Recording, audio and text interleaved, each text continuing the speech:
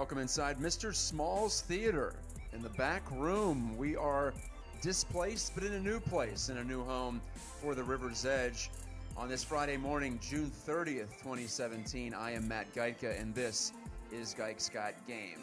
River's Edge is a new kind of radio, and this is a new kind of sports talk. Coming up later in the hour, we'll look into NHL free agency, which begins tomorrow, Saturday, July 1st. As always, Canada Day, appropriately, because it is a national holiday north of the border.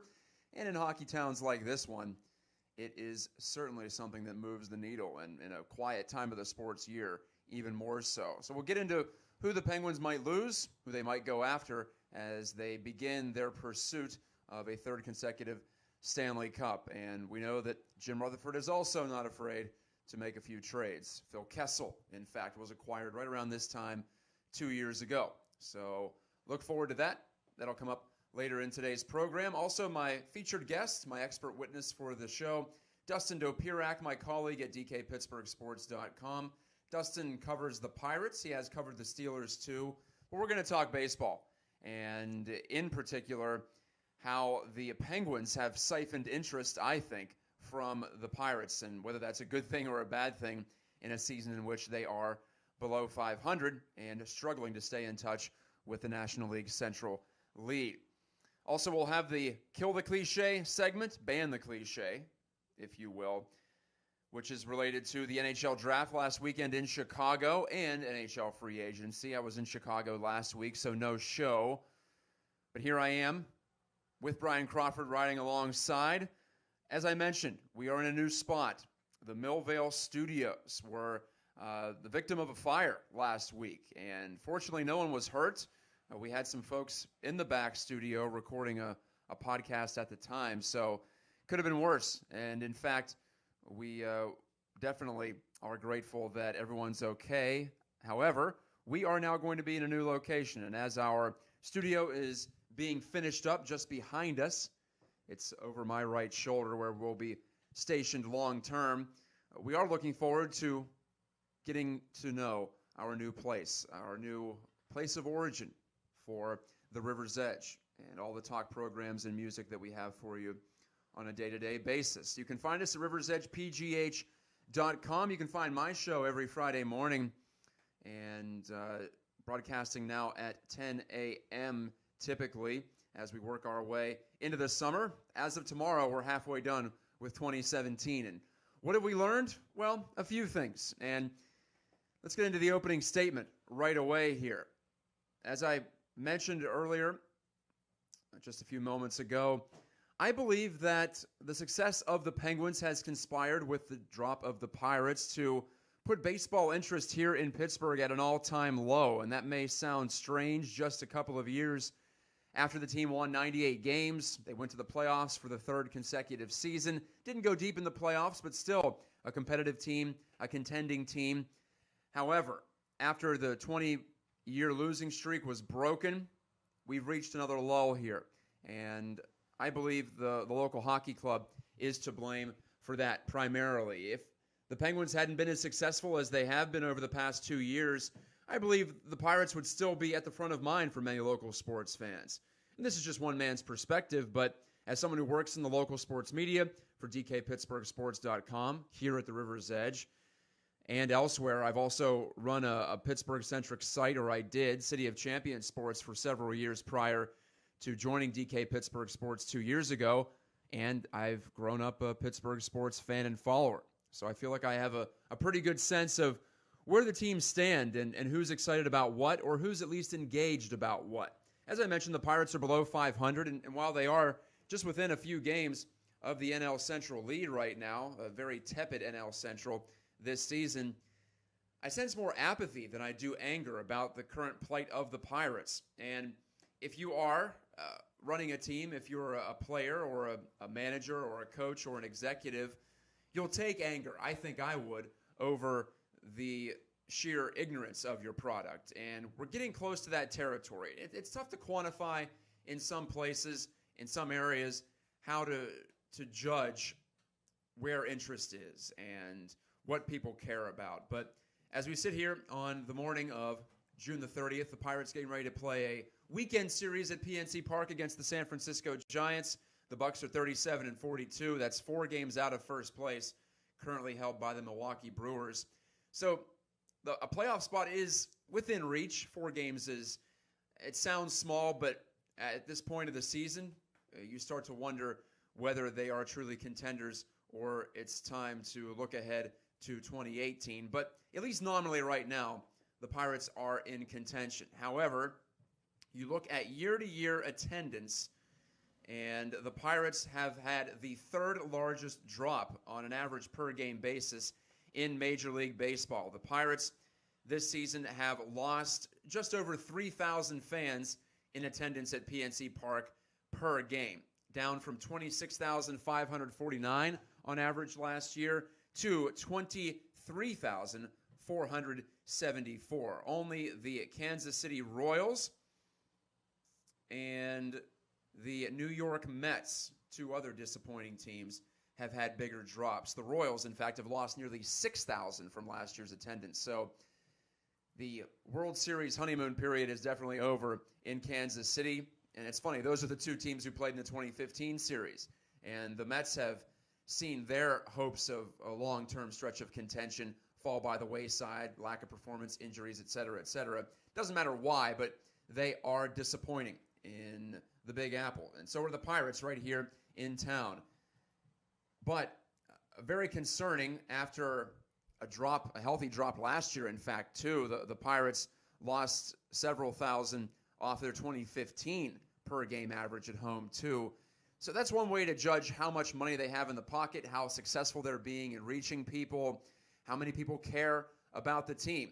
And I don't have access to the local midseason TV ratings. We'll see that soon enough on Forbes.com. That's typically when Maury Brown, a terrific sports business reporter, especially with regards to baseball, releases those and gets those from the various regional sports networks like Root Sports here in town. I can't imagine the Pirates are moving the needle all that much, and they have themselves to blame. They didn't build upon 3 years of contention, many fans believe, and I'm in that boat too. From a media perspective, the Pirates could do more in terms of spending on the Major League Ball Club. I've said that ad nauseum on this program and in other formats, on Twitter and on our website.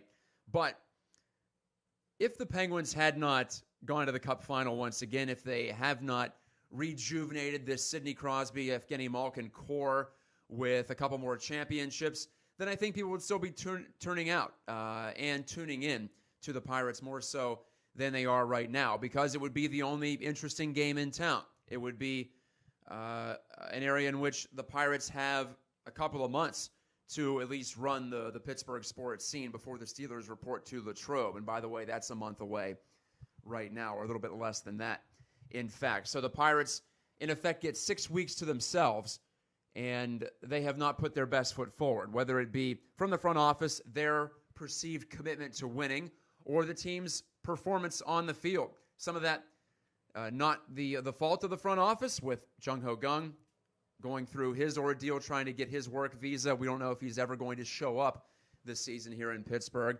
Starling Marte, of course, suspended for performance-enhancing drugs, and he'll be back in 3 weeks, but that certainly curtailed the Pirates' ability to contend in the first half of this season. They're still hanging in there, though. Jameson Taillon with the cancer treatment, the surgery on testicular cancer. He's back in the rotation, pitched well last night, in fact, on Thursday at the ballpark, helping the Pirates take a series against the Tampa Bay Rays. So they played better lately. Andrew McCutchen looks like his old self. In theory, that would get some momentum going, but I see the Penguins' success as having, number one, cannibalized the attention spans of Pittsburgh sports fans. I believe it to be a zero-sum game in that way. There's only so much attention and energy you can devote to recreation, entertainment, sports, whatever you want to term it. This is a very passionate sports town, but even that has its limits. And when you pour yourself into one team making a 2-month-long championship run, when you have those back-to-back, I think some people just like to get away from it all and not be so connected And in fact, the Penguins conduct market research. They're very much ahead of the game in this way. They try to figure out why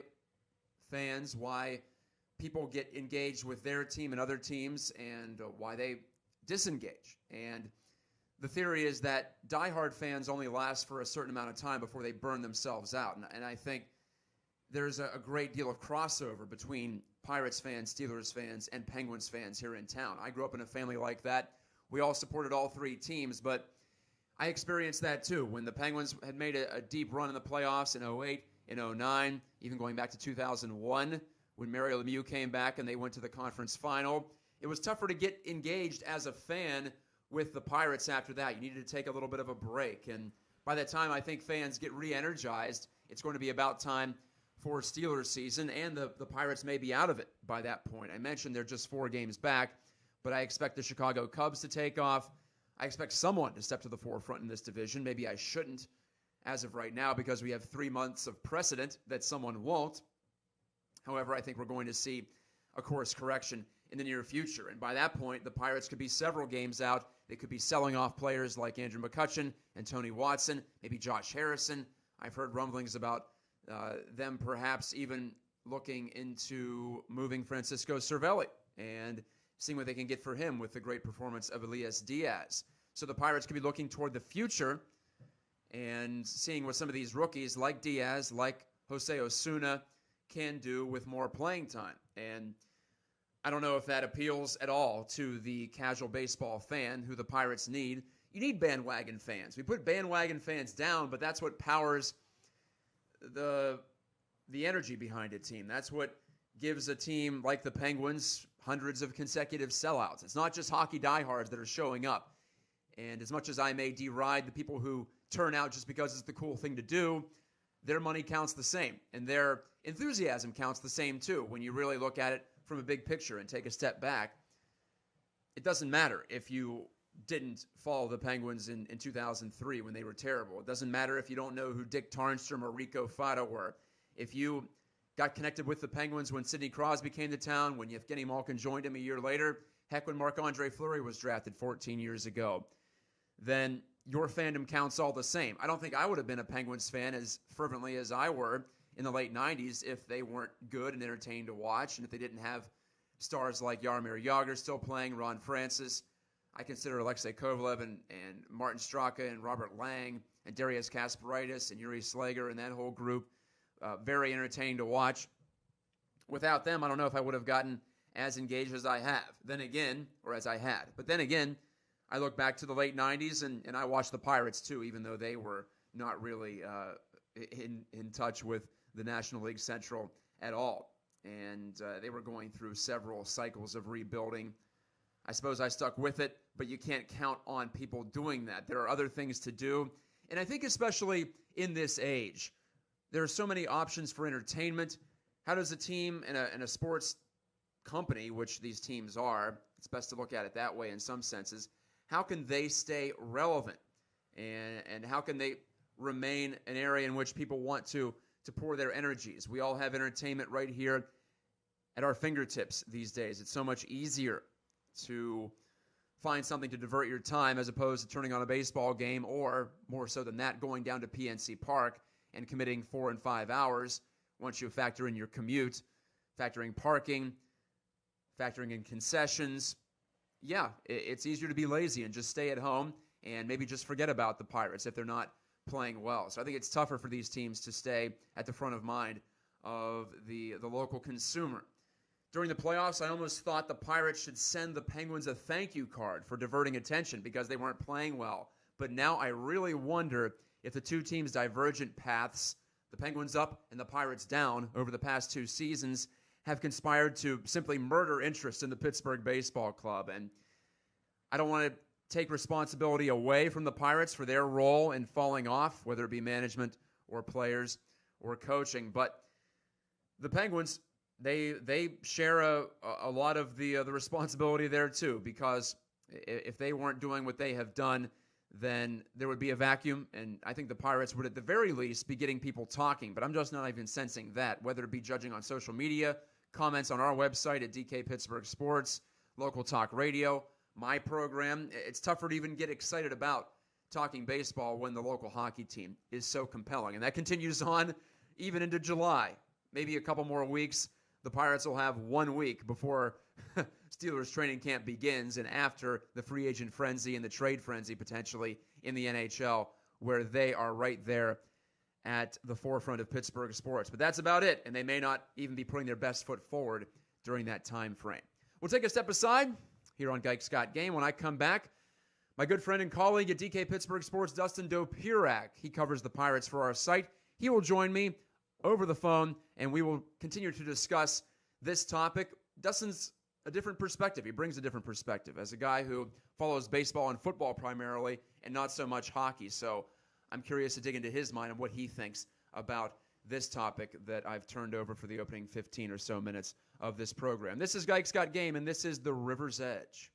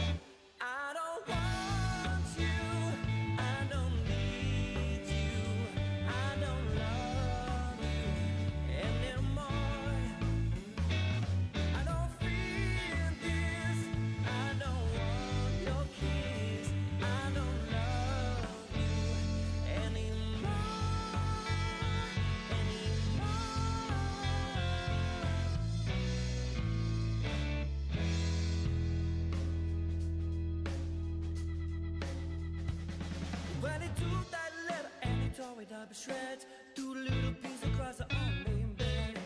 By the time that he reached his car, she was sipping on mojito at the hotel bar. Well, she took the telephone, she threw it in a wave. Suddenly her misery was washed away. Feel that sand beneath your feet, feel that warmth, that's the feeling of being free. Sometimes you got to go, sometimes you gonna be the only one who knows what you're running from. I don't want you, I don't need you.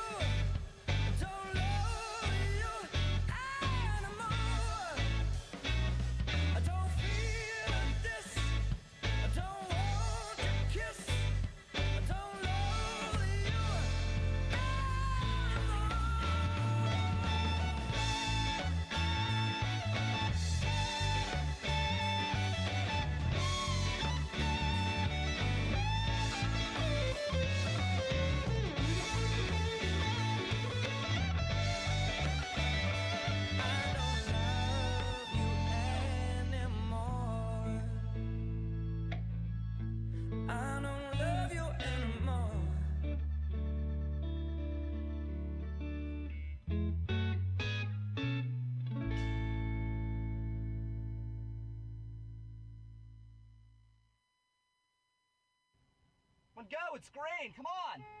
Go.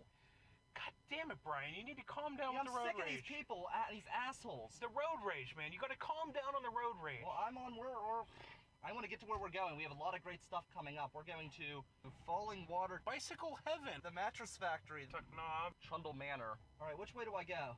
Which way do I go? Come on, right, come on. Right. Too late now. Right, come on. Well, too late now. I got to keep going. I'm not going to sit here like some asshole. Oh, come on, man. All right, you're listening to the Culture Cruise. You can find us at riversedgepgh.com. Your local Pittsburgh area museum podcast. Yes, riversedgepgh.com, and come take a ride with us. Inside Mr. Small's Theater, I'm Matt Gike, Brian Crawford on the ones and twos, and this is Gike's Got Game on the River's Edge. You can find us at riversedgepgh.com. That's where our 24/7 audio stream is located. Great local music and also compelling talk programming, or at least I think it is. Brian Crawford's got his River Talk going on. We also have the full slate of shows available at riversedgepgh.com. As for me, well, I'm not good enough for a Twitter check mark yet. I was denied once again by Verified, but it doesn't matter. It's all just window dressing, right? Find me at Matt Gike on Twitter. It's very easy. MattGajtka,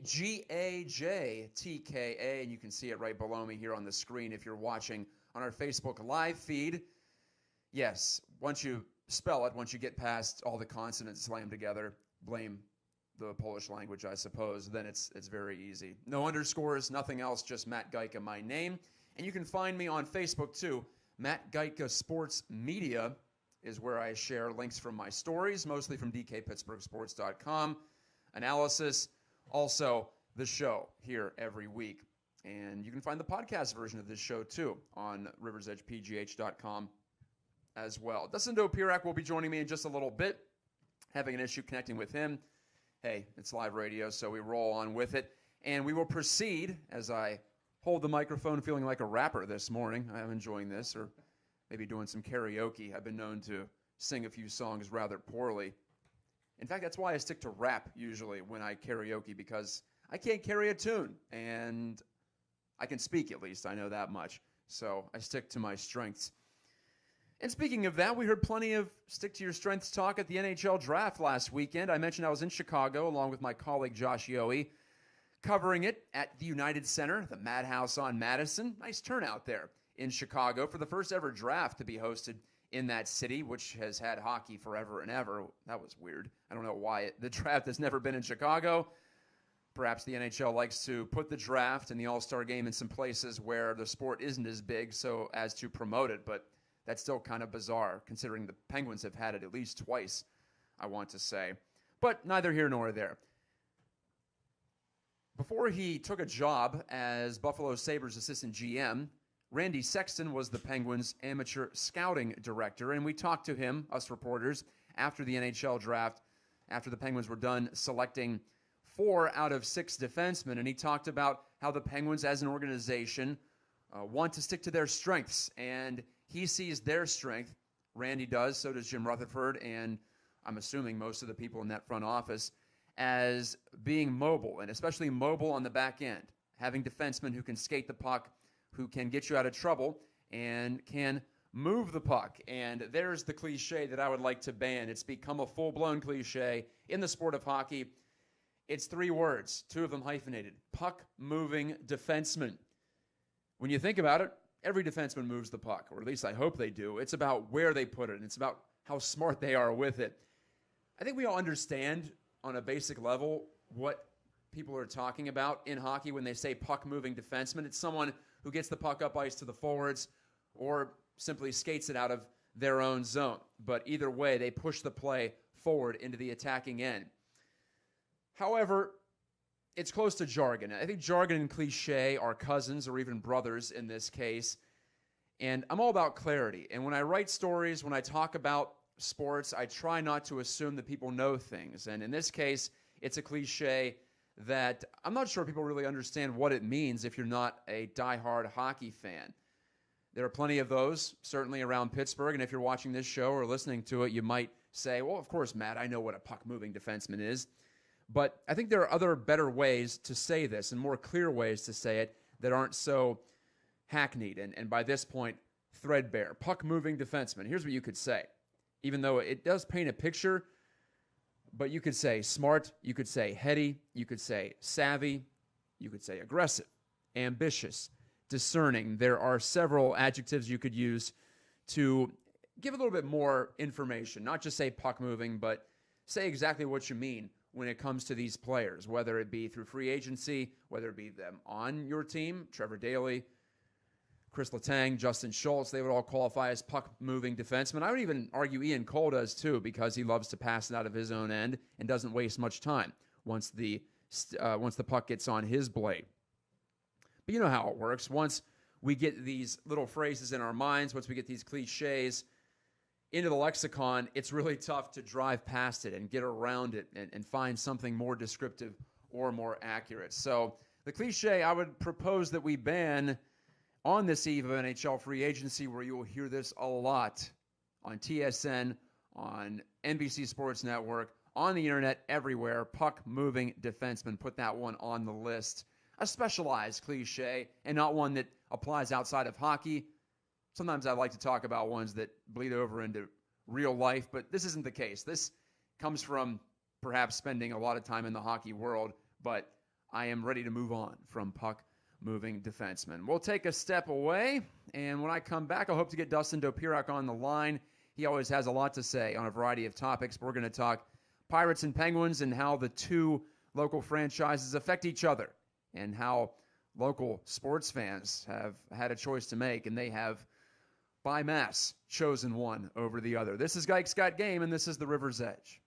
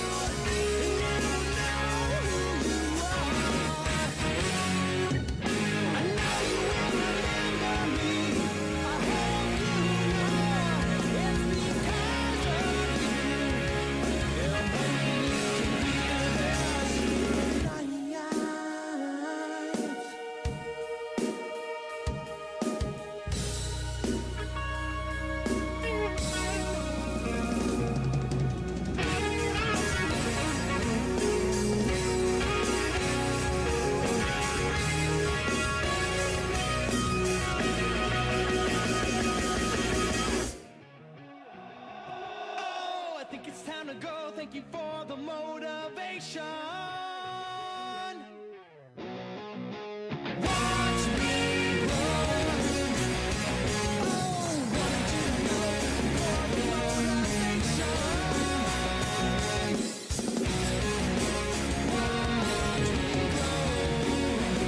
roll. Oh, I think it's time to go. Thank you for the motivation.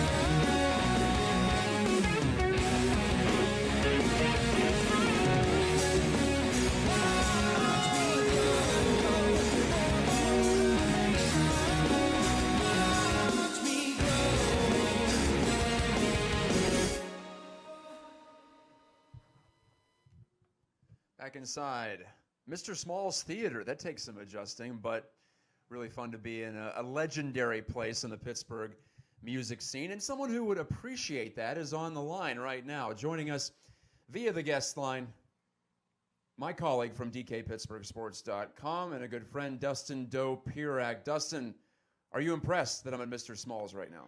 I am very impressed. I didn't know that until just now. But yeah, no, I've seen some terrific shows at Smalls. So I am totally impressed by the fact that you guys are hanging out there. Yeah, we have moved to, well, a little bit up the hill here in Millvale, but still happy to be in the neighborhood. And, well, I didn't want to tell you ahead of time. I wanted to surprise you about I appreciated that. The shock value definitely helped, for sure. So you're up on this Friday morning. You were late at night working at PNC Park. The Pirates took 2 of 3 from the Rays. And Dustin, as I said, the Pirates are still nominally in this NL Central race. 4 games out, the Milwaukee Brewers have the lead at 42-39. So, wow, what the Pirates of 2 years ago would have killed for, or would have done for this type of a scenario. They would have been 10 games up at this point.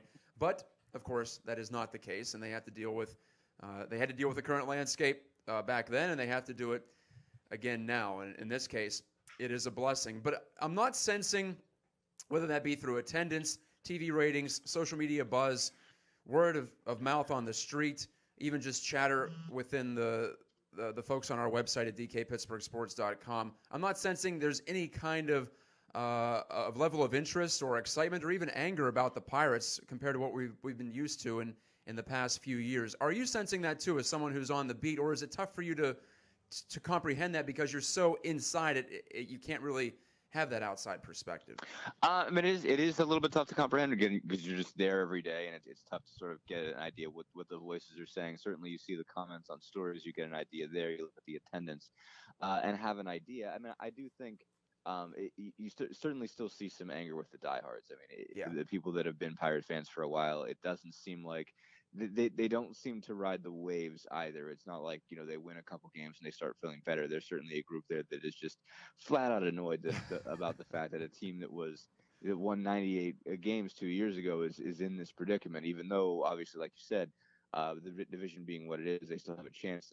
They're still 5 games under 500 at this point in the season, basically, and they just have so many glaring issues that weren't there, frankly. That just ways that this franchise is sort of, I don't want to say fallen apart necessarily. That's probably being overdramatic. But the ways that they've degraded really over the past couple of years, I think it's really disappointing to people. And I think there definitely is a sense of anger, I think, among the diehards. I think there's maybe a bigger sense. Maybe there is some apathy again. I think, this sort of direction we're going with this, that people that are just sort of general Pittsburgh fans are still riding the Stanley Cup wave, and they look over and they're disappointed at the fact that they get off of that and see a Pirates team that's just not quite there. But they would be, more angry about it if they weren't, still riding those positive waves of hockey season. Dustin Dopirak is our guest, my expert witness on this edition of Gike's Got Game. And personally, Dustin, I know that you always grew up more of a baseball and a football fan. Is that a correct characterization of Absolutely, yes. your upbringing? Right. So that's why I brought you on primarily, not just because you cover the Pirates, but also because you bring that different perspective. And do you perceive it as being that the Penguins have just siphoned off so much of that latent energy or that time and commitment that local sports fans only have so much of? Do you see it as a zero-sum game, in other words, when the Penguins do well, or even when they're just compelling? I know they were getting people upset 2 years ago when it looked like they were wasting the Crosby and Malkin era, or even 3 years ago. can there only be so much enthusiasm to go around? You know what I mean? Yeah, I don't think I would say I don't think it's a zero-sum game. I mean, I think absolutely that there is an effect that each team has on the other. Now, yeah, I just wouldn't take it so far as to be zero-sum. I Okay. think certainly you see. I think you've seen in other cities. I think when one team wins a championship, and if the other one is doing good, basically, that creates even more momentum. And I'm certain that there's an issue with attendance there. I mean, I would take, for example, certainly a case study would be Cleveland. Last year, basically, when you have a world championship team that bleeds over into an Indians team that goes to the World Series, basically, I wonder. I imagine there was probably a situation. I certainly don't have data as far as attendance is concerned, but I imagine attendance was down from what you would expect it to be in June. While those, that team was doing really well, but certainly the city was focused on the Cavaliers.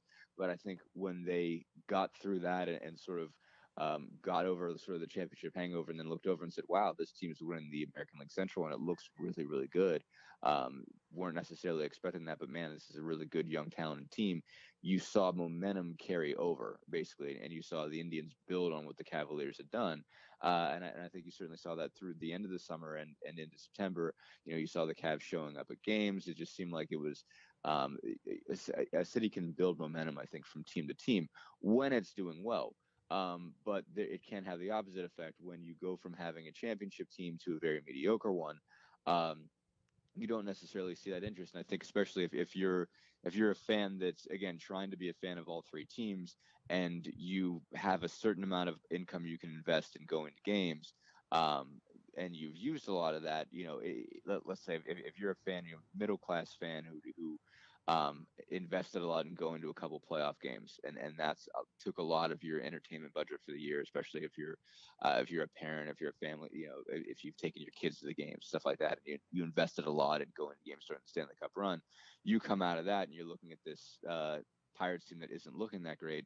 Are you thinking, man, I need to make sure I buy a bunch of tickets to Pirate games? Probably You're not. not. I mean, Yeah. you're gonna go because it's summer and it's baseball and it's outside. I mean, there's part of it's just part of an American summer if you live in a city to be able to go to a baseball game and enjoy that, regardless of whether the team's good or not. But you're not necessarily going to invest in going to more games if you look around and see a team that's 5 games under 500 in June. There is absolutely an effect. I think that, again, if you're coming off a positive wave, and again, if you have to invest in that to go to some of those games, it's going to change, I think, your decisions when it comes, when that season ends and it comes time for baseball season. You brought up the attendance issue, and you mentioned Cleveland in particular. I do have the year-by-year attendance in front of me from baseballreference.com. So the Indians have had a 5,000 person jump, or 5,000 ticket jump from last year. And so they go from 17.5 to 22.6 so far in 2017. That's still not a lot, though. I've always been a little disappointed, or not always. I have been a little disappointed this decade. Whenever the Indians have been good, they just the fans don't turn out. It's not anywhere near what it once was when they had that sellout streak when that ballpark first opened. So I'm curious as to why that's going on. I don't know. Perhaps that's a better question for someone who's more intimately involved with Cleveland sports, but they have had that big jump because of the World Series berth. And meanwhile, the Pirates, as I mentioned in the opening segment of this show, have dropped just over 3,000 on a per game basis at home, and that's after a drop of a similar measure last year. So they're at, let me look at it, 23,474. That's about where they were when they were in the midst of that 20-game losing streak. So do you think all the positive feeling about the Pirates has been wasted at this point, Dustin? Because if you look at attendance, it has. A lot has, for sure. I mean, and I think I don't think all of it. I think people have still seen this team be good, and I think just not only there was a certain amount, I think, of development that happened around PNC Park. I think that also changes the calculus a little bit as well. I think for a while when the Pirates weren't very good, I mean, you didn't see as much sort of the bars and restaurants developing around that area to sort of make the most out of the game day experience. until they really started winning. And now you see a lot more stuff over there. I think there's more going on, and sort of reason to drag people to the ballpark. So I think there's a little bit that's been capitalized in a certain way that I don't think has cost. Some of that has sort of been bound together with just what's going on in the North Shore, so there's more generally excitement over there. But yeah, no, I think a lot was lost from 3 playoff teams for sure. I think people got used to having a really good team that was in contention. They look at a team that's not in contention, and they see that they just don't feel like there's a reason that should be the case. They feel like people didn't, the organization didn't build on a 98 win team. That instead of looking at it and saying, "Wow, we're so close," they let it fade, basically. And I think that's the way that people look at the organization, and I think that certainly loses a lot of goodwill there when you see something special and you don't capitalize on it. They feel like that it was wasted, and I think there was a decent amount of vibe that was lost. And it still doesn't seem as bad as when they were in the midst of a 20-year losing streak, but you haven't seen great attendance, this summer. They're, especially going back to the fact that even the home opener was on a bad weather day. There really have only been maybe 1 or 2 games this year where you look and saw a packed house, basically, where it really looked like there was some excitement and buzz, out there. I think, the Cubs series, the last Cubs series, you saw that a little bit. You saw some pretty big crowds, but you really haven't seen it that much all this season. And I do think a lot of goodwill was lost for sure. Again, I don't know all of it. Maybe if they get back, if they get on a run, and then and people feel like, okay, they really are going to contend for the Central Division. They're not just backing into contention the way that they seem to be. If they go on a stretch where they're winning a bunch of series in a row, and all of a sudden at the deadline, maybe they're buying instead of selling, or at least they're not selling. Maybe you might see some people perk back up. And again, I don't necessarily think that all of the goodwill was lost, but certainly a lot of it was. When you take a team like that and you don't solidify that into something that's long term, I think, or at least even go for it, basically, or make a push to say, okay, this is our group. We're going to go win a title with this team. You lose a lot, I think, of respect and goodwill from the fan base. Big picture question for you as we wrap it up with Dustin Dopirak. There's been plenty of chatter in the national media sphere, maybe more so than the local folks because they're more concerned about their teams. But Tom Verducci in particular, I'm a big fan of his writing and reporting and his analysis. He had a large piece in Sports Illustrated and SI.com this week about how he feels baseball is simply becoming more boring, and there's a problem with the product long term because of the nature of the sport. You have more home runs, you have more walks, you have more strikeouts. So there aren't as many balls in play as there used to be. And that trend doesn't appear to be changing anytime soon. Also, there's more time between pitches than ever before. And perhaps that'll be, alleviated by a pitch clock installed by Rob Manfred and the folks who run the game in the near future. But as of right now, there are fewer balls in play. There's more time between pitches. And of course, we all know society is quickening. We all have shorter attention spans because of certain technological advances. So do you see baseball as a product, an entertainment product, as being in trouble or in need of a rejuvenation? I don't know. I mean, I feel like this is a conversation that's been had for so long now that people have constantly talked that, baseball's dying, it's dead. It's, I don't think it's a new discussion to say that society, that American society doesn't have the attention span to enjoy baseball anymore. I feel like this is something we've been talking about really since the 90s, or at least really as long as I've been a fan. And I certainly see, I think if you're looking at it, the word's not on a micro level, but if you're looking at the way Verducci is and seeing, okay, statistically, well, and the first thing you're trying to determine is what is fun. And I think that's sort of one of the hardest things that people have to look at here. Because I like home runs, not to interrupt you, but I like homers. So I do too. I don't mind that. That's not a boring play to me. Right, exactly. It's not a boring play at all to me. When somebody hits the ball 495 feet like Aaron Judge does, yeah. Like, I'm going to watch. And, and I don't think, and I understand certainly the idea that, okay, well, football and basketball are more constant action. And I do think certainly that football and basketball and, have played their cards better over time than baseball has. But I think the people that were going to be into baseball still are. And I think even coming off of last year, the Cubs winning the World Series, basically, and it just this utterly thrilling World Series. I don't feel like you look at there's necessarily bad vibes about the game right now. I mean, I think there's constantly talk of, well, these games are too long, but that's been the case. There's only so much that you're going to be able to do, I think, to affect what the game is, and all the things that are boring in June and July become you become the drama of October. Right. You know, I mean, basically what everybody complains about. You know, there's too much time between pitches. There's, you know, these games are dragging on. Well, that's what keeps you on the edge of your seat in October. You know, and I do think that, and I get that it's like, okay, well, you should quicken it up in June and July, because why are we waiting, you know, 30 seconds between pitches in the seventh inning of a 12-5 game on June 26th, you know, or whatever. Basically, why is that necessary? Can't we just move this along? But, you know, hey, these guys that are out there pitching for their livelihoods. You know, some of them are, you know, maybe you're a long reliever and no one really cares whether or not you get this out or not, but you care, because, you know, that shows up in your ERA and your WHIP and everything like that, and that determines whether you're going to get a contract. You know, you're pitching for your life. You know, for some of these guys, even though it might not matter to fans that much, it matters to them. So again, I just, you know, maybe a pitch clock helps. Maybe there's some other small things that help.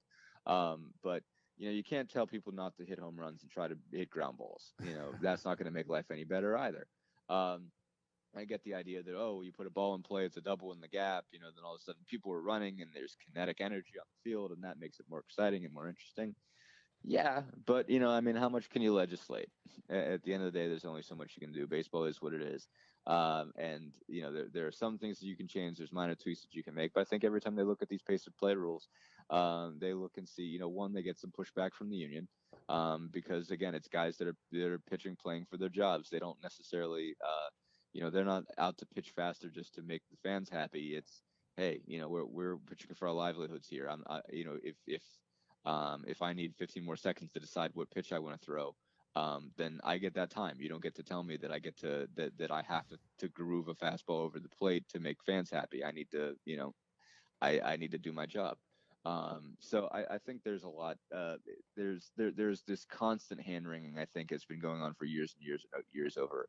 You know, how do you make the game more interesting? And at a certain point, you do have to look at it and say the game is what it is. And again, that doesn't mean that you don't look for improvements. That doesn't mean you look for things to change. You absolutely have to evolve with the times. I certainly think things have gotten better with replay, and there's so many, especially just all that's out there, technology-wise, that can be taken advantage of. I think is something that you absolutely should do. But there is, again, I think there's a finite amount of things that you can do to change the game before you're, I don't want to say even going too far with it, but I think that there's diminishing returns, basically, that you can do a lot of changes, but I don't think it necessarily produces what you want. At the end of the day, baseball is baseball, and there's just only so much you can do to change the game. People have to love the game, and if they do love the game, they put up with a lot of crap. And for me, it's not necessarily pace. It's about selling why the game is exciting and putting the sport's best foot forward. And that's not an easy for me to sit here and say that. That's a difficult marketing challenge, and it's just a more crowded atmosphere. And baseball's never going to have the command over the American public as it did in the 50s and 60s or 90s or even the last decade. So it may just be a fact of accepting that you have to share the table, share a spot at the table with a whole bunch of other entertainment options. So Dustin Dopirak has been my guest. Thank you, sir, for your insight. Always appreciate that. And we'll see you down at the ballpark sometime soon. All-Star break coming up, so you'll be headed down to Miami. That'll be exciting. Indeed. Yeah, no, it should be. Yeah, there you have it. Chicago right before that, so it should be interesting stuff. Okay, so that's Dustin. I'm Matt. One final break on Gike's Got Game, and when I return, the final number will help wrap up the program. This is The River's Edge from Mr. Small's Theater in Millvale. Hey, listen up for some sweet pizza discounts. The River's Edge is partnering with Frank's Pizza and Chicken to offer you 10% off your ZA. That's short for pizza. Seriously? ZA? What? Anyway, mention you heard this ad and Frank's will give you 10% off your order of $15 or more. Oh my god, have you tried their famous buffalo chicken pizza? Oh, don't even get me started. Can you name all 4 Frank's locations? Millville, obviously. Troy Hill, Shaler, and North Hills. Gold star. Anyway, support the River's Edge Radio Network by ordering from Frank's Pizza and Chicken the next time you get hungry for some ZA. And don't forget to mention you heard this ad so you get your 10% off. Go to frankspizzachicken.com for more info. Offer good for a limited time. Order mostly $15 or more for taxes. Cannot be combined with other discounts or offers. Other legal jargon and whatnot. No offense to the Millville studio. Yeah, well, sometimes you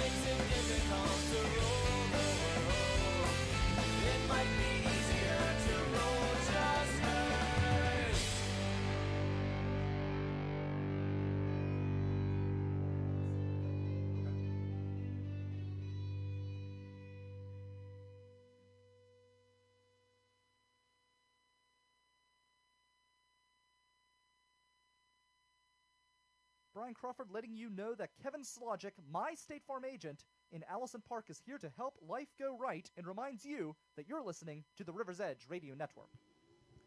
Final segment of Gike's Got Game, a short one. Thanks to Dustin Dopirak for spending some time and maybe helping us understand what might be going on in the energy siphoning between the Penguins and the Pirates. As I mentioned, I believe it's closer to a zero-sum game than Dustin does. He thinks it can build off of each other when two teams are playing well, but just from my personal perspective, I believe there's only so much time. Well, I know there's only so much time in the day, but I think there's also only so much energy and attention that one can give to sports.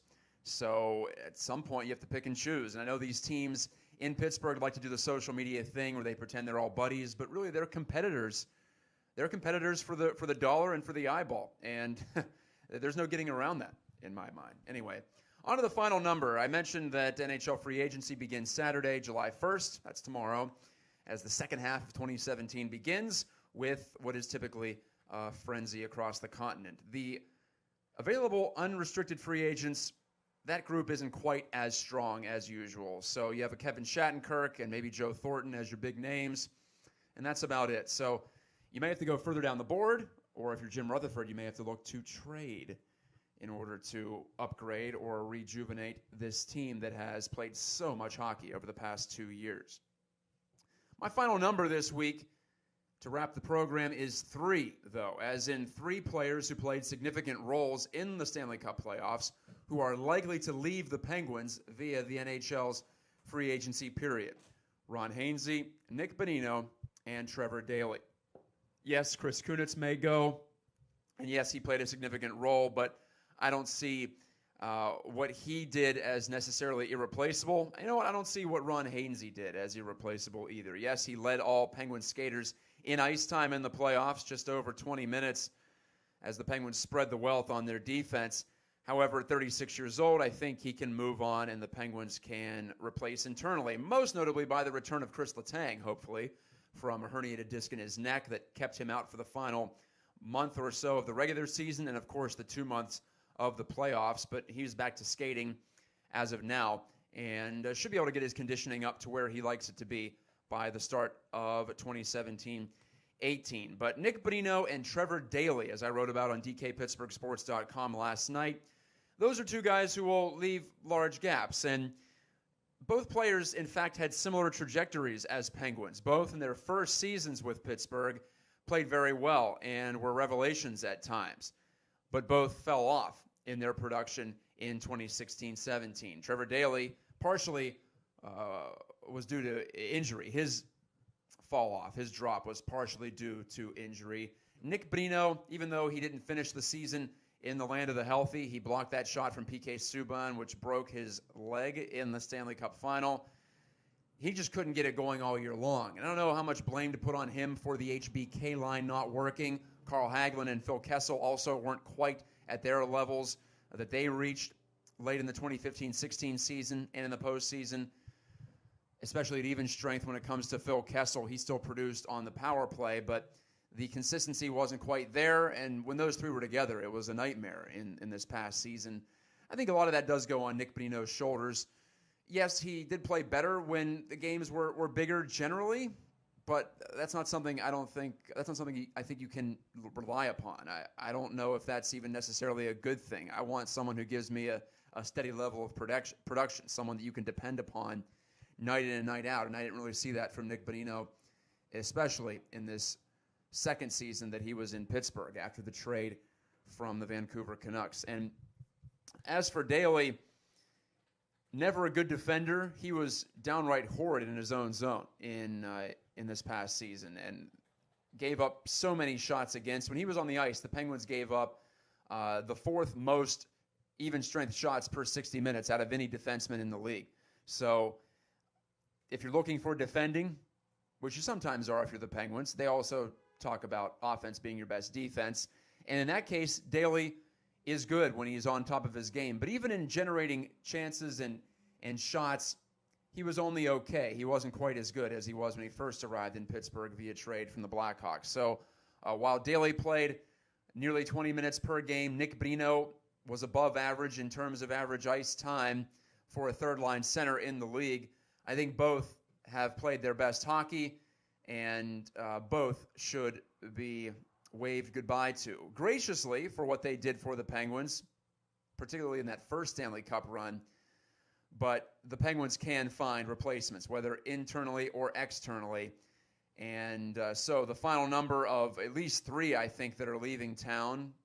Throw in Mark Streit, that's 4. Throw in Chris Kunitz, it could be all 5 of their unrestricted free agents say goodbye. All 5, that is, that were on the NHL roster at the end of the season. Fleury's gone too, so we're looking at a lot of turnover for 2017-18. Maybe not necessarily a bad thing, though, when you factor in all that this team's gone through, when you factor in age and the idea that this team didn't play as well in the second Stanley Cup run as they did in the first, and I wouldn't count on that as being a formula for success in the future. The idea is to replenish and rejuvenate, and Jim Rutherford gets about that business in earnest tomorrow, July 1st. Thanks for listening and watching. This has been Gike's Got Game from Mr. Small's Theater. I'm your host, Matt Gike. Thanks to Dustin Dopirak for joining, and my appreciation goes out to Brian Crawford for engineering. This is Matt again, reminding you that when the radio fades, you know life's moving fast. And have a great weekend. God bless you. I'll talk to you on the other side next Friday right here from Millvale, Pennsylvania.